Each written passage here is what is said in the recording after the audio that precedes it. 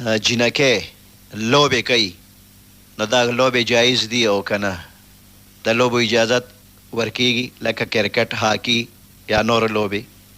کومې لوبې چې د جنکو دپاره مناسب وي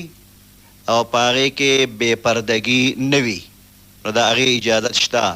او که نه دا جنکۍ پکې بې پردې کیږي نو بیا د داسې لوبو ورته اجازت نشته دی بل بنده وایي چې دا کیل کود لوبې وغیره د اسلام په نظر کې څنګه دي نو کم کیل کود لوبې چې هغې کې ورزش وي د بدن مشق پکې کیږي او د جهاد دپاره تیاری پکې کیږي یا د صحت مضبوطولو دپاره